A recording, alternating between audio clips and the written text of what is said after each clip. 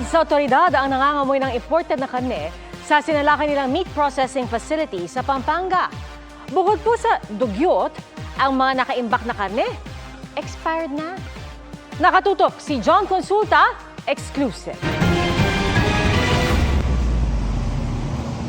Kasama mga tauhan ng Food and Drug Administration at National Meat Inspection Service, sinalakay ng Regional Special Operations Group ng PNP Region 3 ang meat processing facility na ito sa Bacolod, Pampanga nitong Huwebes. Agaw pansin ang nangangamoy ng mga imported na karne na nagkakahalaga ng 4.5 million pesos. More or less 40 tons ng mga meat product. Galing ng Brazil, may galing ng India, and some part of Asia. Sa ocular inspection ng mga otoridad, patong-patong na paglabag ang kanilang nakita. Yung karne is either mag-i-expired na o expired na. Kasi yan, may mga specific lamig yan. Pagka iniimbak mo yan, yun, nagkukulang. Kaya ang tendency talaga, nasira yung mga karne. Doon natin nakita yung paano sila mag-process nitong mga meat products. Kung makikita nyo dun sa video, talaga namang kinakalawang na yung mga gamit nila. Nakakalungkot na may nakita pa rin tayong mga daga. Ayon sa PNP PRO3, malaking peligro sa kalusugan ang dala ng mga produktong ginagawa sa ni-raid na meat processing facility. Lalo't taong 2003 pa nag-expire ang kanilang FDA permit. Pagka sinabing pagkain, ang expectation natin, malinis yan, di ba? Lalo ngayon, ang dami ng lumalabas na mga quick food, yung mabilis luto. Lahat na kumakain, particularly mga bata, ano may dudulot niyan na nakagandahan sa atin? So most likely, magkakasakit sila.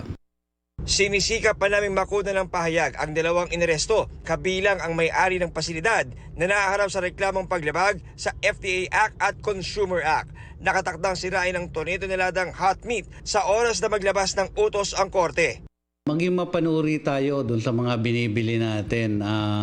Minsan kasi pag mura na kita, bili agad. No, dapat tingnan natin muna yung mga binibili nating karne at bilhin lang natin yung talagang alam natin na talagang mga otorisado o mga pumasa sa standard.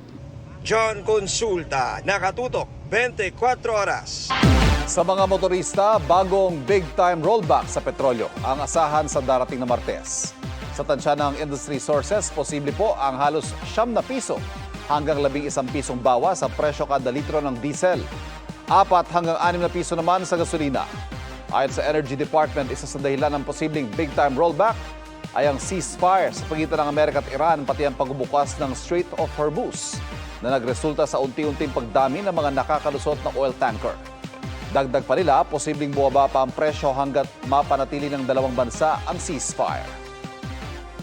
Normal daw at anticipated para sa mga House prosecutor ang mga pagtatalo sa pre-trial conference ng kasong impeachment laban kay Vice President Sara Duterte. At pwede rin umano yung gamiting estratehiya ng defense team ng bise para maantala ang paggulong ng impeachment. Nakatutok si Bea Penlac. Hindi na itinanggi ng House prosecutors. May mga mainit na kontrahan sila ng defense panel sa pre-trial conference kung saan kailangang magkasundo sa mga ebidensya at testigong pwedeng iharap sa impeachment case ni Vice President Sara Duterte. Kung tutuusin, normal nila ang pagtatalo. Magtaka tayo kung magkakampi ang prosecution at defense, no? Because that is not the case. At kung meron man exchange of argument, that is of course very much anticipated. Pero may hindi umano sila inasahan na gagawin ng defense team. Ang hindi lang natin inaasahan ay yung taktika ng defense na pinipilit na i-accept sa House Prosecution Panel yung mga proposed stipulation. The defense wanted the clerk of court to rule on the matter. Ang sabi naman ng clerk of court, he has no authority to rule. Giit ng House prosecution, tila strategy ito ng defense team ng bise para maantala ang paggulong ng impeachment. Hindi natapos talakayin sa pre-trial conference ang 4 na articles of impeachment, kaya ipagpapatuloy ito sa Lunes. That is anticipated because we have voluminous exhibits pagdating po dito sa unexplained wealth at saka sa confidential fund. Umaasa ang House Prosecution Team na harap sa impeachment court si Vice President Sara Duterte para maghain ng plea kung guilty ba siya o hindi. Pero kahit hindi sumipot ang bise, hindi raw ito hadlang sa impeachment proceedings. It is clear also under the Senate rules, yung failure ng respondent to appear, it will not stop or abrogate the proceedings. It will simply mean an entry of not guilty and thereafter trial will proceed. Base sa impeachment calendar, sa June 30 ang issuance ng pre-trial order. June 30 hanggang July 5 naman ang panahon para magkomento rito ang prosecution at defense. Ang importante dito ay we are aligned to starting the trial proper this coming July 6. That is the first day of the trial of the impeachment court. Hinihintay pa raw ng prosekusyon ang security guidelines para sa impeachment trial. Bea Penlac, nakatutok 24 oras.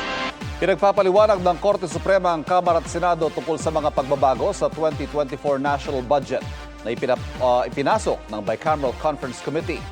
Sa oral arguments kaugnay sa unprogrammed appropriations sa national budget noong 2024, 2025 at 2026. Ipinuntayan ni Senior Associate Justice Marvic Leonen lalo't consistent anya ang General Appropriations Bill at Senate version ng 2024 budget sa National Expenditure Program na isinumite ng ehekutibo sa Kongreso. Pinagsusumite ni Leonen ang Kongreso ng certification at ng paliwanag kung paano nasingitan ng 400 billion o 500 billion pesos sa pondo ang bersyon ng pambansang budget sa BICAM.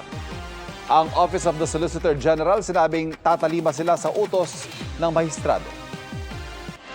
Tinambangan at hinold up sa Bukidnon ang isang kotseng may sakay na mga na-withdraw ng malaking halaga ng pera sa bangko. Batay sa investigasyon, galing sa isang bangko sa Libona, ang tatlong sakay ng kotse dala ang mahigit 1.6 million pesos.